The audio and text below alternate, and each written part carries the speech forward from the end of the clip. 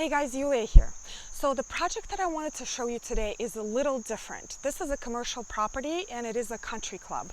So the little background about this project is that this country club was renovated about 4 years ago, and the architect who renovated the country club had a landscape architect on the team, and they actually had a proposal of all the plantings that they were going to put around the new clubhouse. And obviously all the plantings that were there before, here comes the plane. All the plantings that were there before were removed, and there was a lot of construction debris. So when the groundskeeper saw the planting plan from the landscape architect, he was not really happy. It's just not something he was looking for. So they reached out to me and they said, listen, we're really looking for something a little bit different, something a little bit more natural and formal and beautiful, and that requires minimal maintenance. So I had to do it because it was just such a challenging project. I like a little challenge. So anyway, the reason why I'm showing you this project, I know this is a commercial one and it is a large scale, but the plants that I selected for this project are very low maintenance plants and pretty much hard to kill if you plant them in the right spot.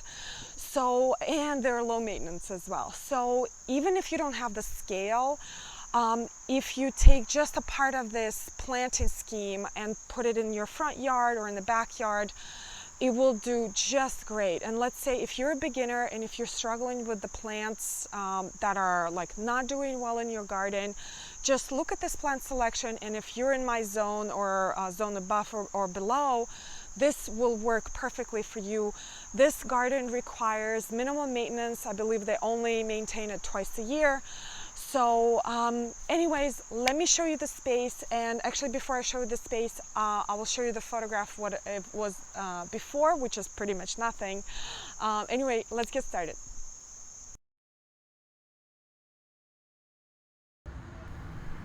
All right, so this is the overview from the upper parking lot. This is the handicap section, and I went all the way with hydrangeas and native plants. I just love that combination of natural flowy plants with the larger flowers of hydrangeas. They go so well together. Like this vanilla strawberry right here. I mean, look at this plant. How beautiful are these blooms. This panicle right here is huge. So as the flower gets older, the older flowers turn pink, but the newer flowers are still white, creating that kind of two-color effect. So there's some echinaceas and some other types of hydrangeas here, but the maintenance here is minimal. They cut the hydrangeas down to about 2 feet in the spring, and this one is flopping a little bit because it just rained like literally half an hour ago. But look at all these blooms. They're such great performers. This grass right here I absolutely love. This is a little blue stem, one of my most favorite native grasses. That electric blue I highly recommend if you have a sunny spot, dry. That is the grass. Now this hydrangea here is a honeycomb, and I love the open flowers of this, and bees love this hydrangea a lot because they are not as fluffy as the other ones. There's more little blue stem here, and on the other side of the stairs I have tons more of the vanilla strawberry, some Geranium Rozanne, which is always a winner in my book.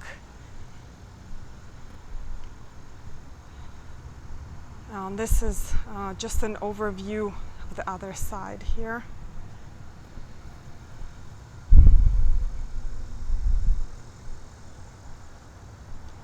And there's catmint. The tree in the middle is a dogwood kusa, and it blooms white in the spring, blooms for a very long time, and then has this berries that birds love. Then I have some sedums and some asters here in the fall.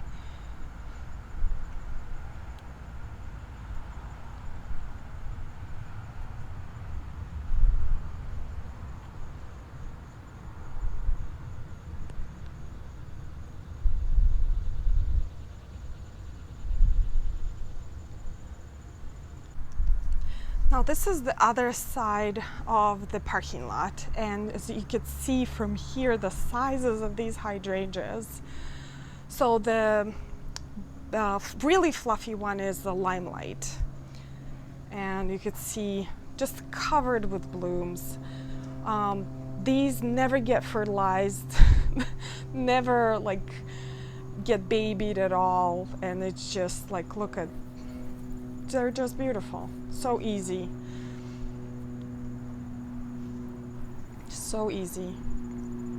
There's a bee right there, you see it? There he is.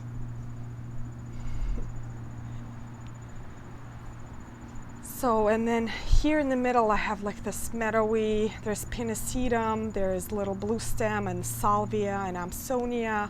So it's a lot of blues in the spring. I might, if I find a spring photo, I will post it here so you can see what it looks like in the spring. But on the other side, I also have more vanilla strawberry. On this sedum, Autumn Joy, they almost look similar, but I love this combination here. And like the sedum Autumn Joy is another really tough plant, and so is the catmint, and so is the Geranium Rozanne. So if you're looking for some plants that will do really well in sunny, dry location that don't need a lot of care, this is pretty much it. This is as good as it gets. Look at this Limelight. I mean, how gorgeous is she? Just beautiful flowers. Today's kind of dreary day too, so I'm sorry about that. Kind of everything looks a little gray, but still very pretty. There's more sedum, more honeycomb, and here I just planted more Rozannes and vanilla strawberry in the corner.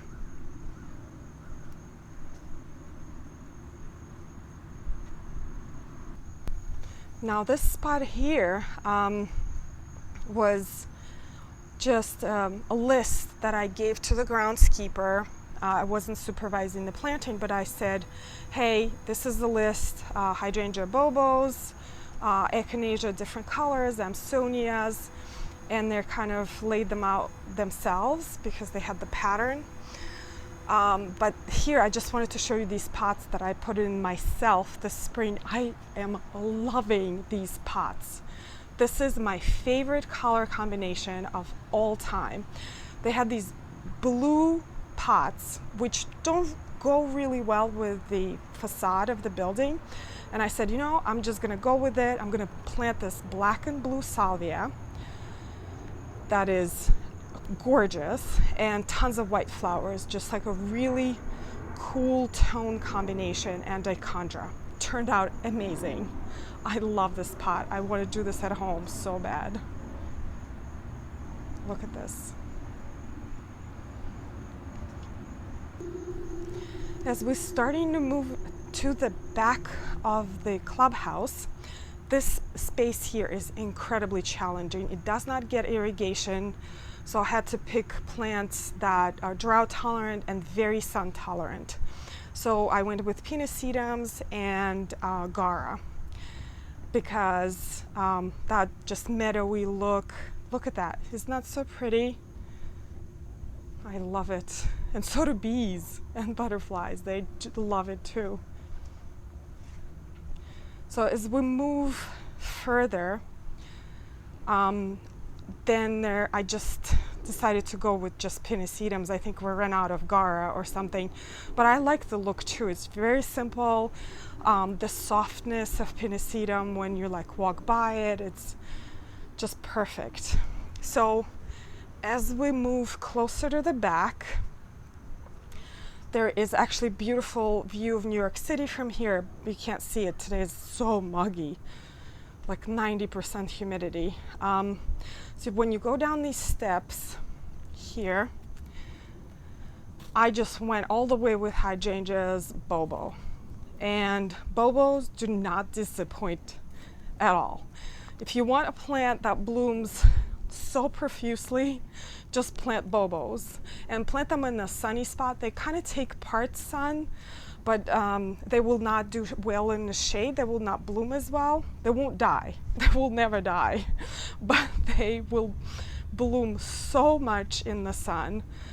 I mean, look at that, just covered in blooms. I think there are only like 3 or 4 here, and beautiful. The shrub behind it is the inkberry, which is a native evergreen, which I love. And then I have Russian sage on the other side of the inkberry. So here is my failure. I have failures, believe it or not, all the time. And this spot, I just cannot get alyssum to grow here. I so want alyssum here. Didn't grow. Everything else did really well, like that Gara and Cleome. You know, I love Cleome. Have a full garden of Cleome. But look at the alyssum. I don't understand this. This is the 2nd year. Nothing happens. But the Russian sage does really well. This is Rocketman. So it's a little bit shorter than a regular one, and it doesn't flop as bad. It still flops in my opinion, but not as bad as the other one. So this spot is the same as the one in the front, where I just gave a list to the groundskeeper. I said, okay, this is the list, this is how you planted. I'm not gonna supervise, just do it yourself. Turned out beautiful. The Echinacea are going crazy here and really loving the spot. What drives me nuts are those thistles in the back, but I don't think that the maintenance workers realize that those are weeds. And that's what happens when you plant kind of like a natural garden. It's hard for them to tell like what's a weed and what's not. So I actually have to be on the spot to show them. Now, as we turn around here, this is what I did not plant. This is what was per landscape architect's plants. Totally in the wrong spot, like eucharis, which I like a lot. Look, burned completely. So well, I'm gonna have to replant that. Now, as we walking here, this bed I love. This is by the outdoor dining, and I just wanted people to sit outside and experience lots of flowers, lots of grasses. There are evergreen shrubs in there, Holly compacta somewhere, and they provide the winter interest, but like in the summer you can see like everything is so overgrown, which is fine. The hollies do just fine. It's so quiet here today. But check out this Bobo. This one has like big panicles too. They don't usually have big flowers. They have lots of them, but they're not really big, but this one is. Now around the fire pit area, I just went with Pennisetum because I wanted that transparent look so you can see the New York City when, you know, the weather permits.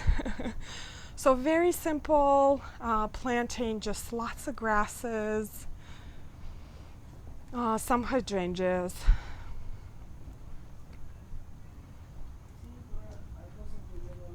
All right, guys, I hope you enjoyed this garden tour, and don't get intimidated by the scale of these spaces. You can recreate a small portion of gardens like that with the same plants that, by the way, you can find on huge sales right now in big box stores or local nurseries. In fact, I drove by some of my local nurseries a couple of days ago, and there are tons of sales. You can find really great plants on budget. Also, a lot of perennials that I showed you and grasses can be divided and then planted somewhere else in the garden. Anyway, thank you so much for watching. I really appreciate your support and your lovely comments. And I'll see you next time. Bye.